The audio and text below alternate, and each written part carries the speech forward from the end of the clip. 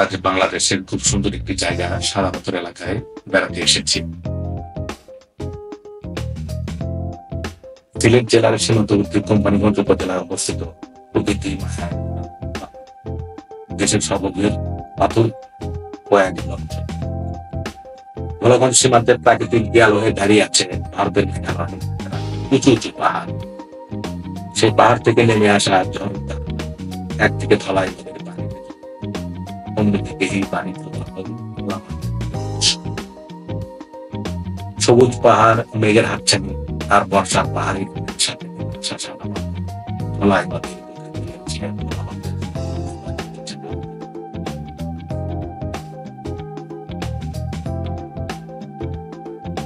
ধলাই নদীর উৎস মুখের পাথর পরিবেষ্টিত জায়গা বলা হয় 0.5 সাদা পাথর।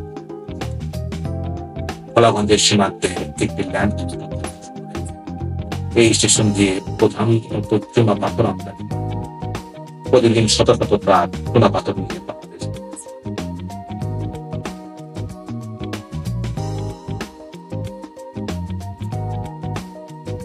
ভোলাগঞ্জ যাওয়ার সবচেয়ে ভালো সময় হচ্ছে বর্ষাকাল ও তার পরবর্তী কিছু, অর্থাৎ জুন থেকে ডিসেম্বর মাসের যে কোন সময় কোন সময় গেলে পাথরময় সৌন্দর্য দেখতে পেলেও নদীতে পানি প্রবাহ তুলনামূলক কম।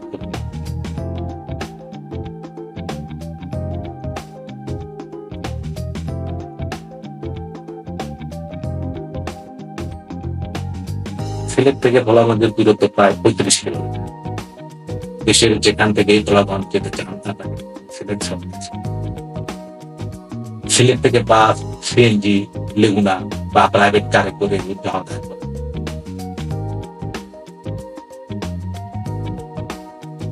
ঢাকা থেকে ফকিরাপুর, সায়দাবাদ ও মহাখালী বাস স্টেশন থেকে গ্রিন লাইন, সৌদিয়া, এসালন, শ্যামলী ও এনা পরিবহনের এসি বাস পার হইলে জনপ্রতি টিকিটের মূল্য 900 টাকা থেকে 1500 টাকা,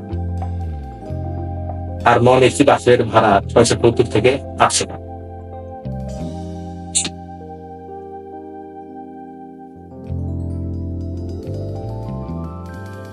ঢাকা থেকে ট্রেনে করে সিলেট যেতে কমলাপুর কিংবা বিমানবন্দর রেলওয়ে স্টেশন, উপবন, জয়ন্তিকা, পারাবত অথবা কালনী এক্সপ্রেস ট্রেনকে বেছে নিতে হবে। ট্রেনের শ্রেণীভেদে ভাড়া লাগবে 375 টাকা থেকে 1288 টাকা। চট্টগ্রাম থেকে বাস ও ট্রেনের সিলেট যাওয়া। চট্টগ্রাম থেকে পাহাড়িকা এবং উদয়ন এক্সপ্রেস নামের দুটি ট্রেন সিলেটের উদ্দেশ্যে সপ্তাহে 6 দিন চলে। ট্রেনের শ্রেণীভেদে ভাড়া লাগবে 450 টাকা থেকে 1541 টাকা।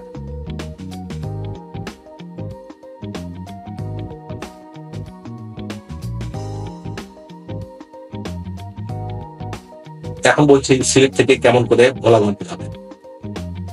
সিলেটের আম্বরখানা থেকে সিএনজি এবং মজুমদারি এলাকা থেকে ভোলাগঞ্জ যাবার বিআরটিসি লোকাল ও টুরিস্ট বাস পাওয়া যায়। সকাল 8টা থেকে সন্ধ্যা 6টা পর্যন্ত প্রতি 20 মিনিট পর পর এসব বাস চলে। জনপ্রতি 70 টাকা ভাড়ায় ভোলাগঞ্জ 0 পয়েন্ট সংলগ্ন সারা। লোকাল সিএনজিতে জনপ্রতি 130 থেকে 150 টাকা ভোলাগঞ্জ যেতে। সিএনজি রিজার্ভ নিলে যাওয়া আসার ভাড়া লাগবে 1200 থেকে 1300 টাকা। সিএনজিতে 5 জন বসা। আম্বরখানা থেকে ভোলাগঞ্জ যেতে 1 ঘন্টা 30 মিনিটের মতো সময়। ভোলাগঞ্জ নেমে 10 নম্বর নৌকাঘাট থেকে সাধারণত 800 টাকা। প্রতি নৌকায় সর্বোচ্চ 10 জন যেতে পারবেন, যদিও কর্তৃপক্ষ 8 জনের বেশি এক নৌকায় যেতে দিতে চান। সেফটি এবং সিকিউরিটি এক্ষেত্রে বুঝে বলে সমস্যা। আপনি যদি একা বা কম মানুষ নিয়ে ঘুরতে যান তাহলে কম খরচে নৌকা ভাড়া যারা 1 জন 2 জন করে 8-10 জন মিলিয়ে সেক্ষেত্রে ভাড়া ভাগ করে দিলে নৌকা ভাড়া খরচ হয়ে যায়। সাদা পাথর এলাকায় গিয়ে আপনাদের যতক্ষণ ইচ্ছা সময় থাকবে। এক্ষেত্রে মাঝির সাথে কথা বলে মাঝির ফোন নাম্বার নিয়ে নিন।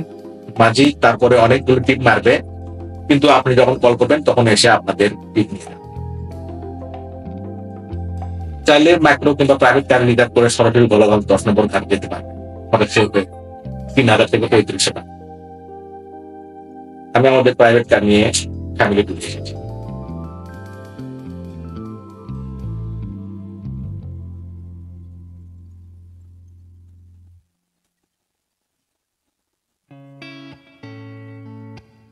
ভোলাগঞ্জ, সাদা পাথর কিংবা 10 নম্বর ঘাটে ভালো মানের খাবার হোটেল বা রেস্টুরেন্ট খাবার খাওয়ানো আছে।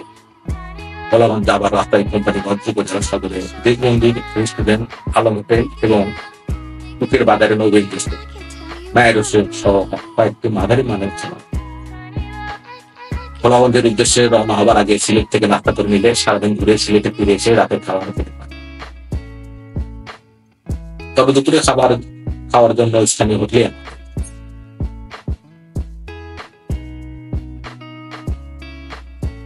ভোলাগঞ্জ বা কোম্পানিগঞ্জ থাকার মতো খুব ভালো আবাসিক হোটেল নেই।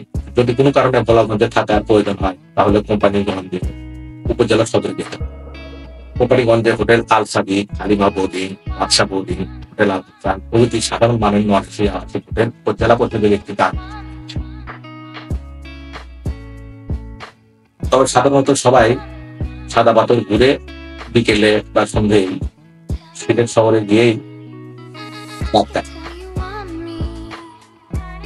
লালবাজার এলাকা ও দরকার রোডে কম ভাড়ায় অনেক মানসম্মত আবাসিক হোটেল ও রেস্ট হাউস হচ্ছে, যেখানে 500 থেকে 1000 টাকায় বিভিন্ন রূপে রুম পাবে।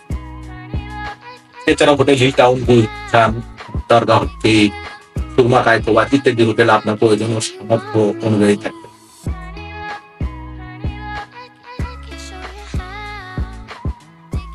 আমরা হোটেল মেট্রো এনেছিলাম।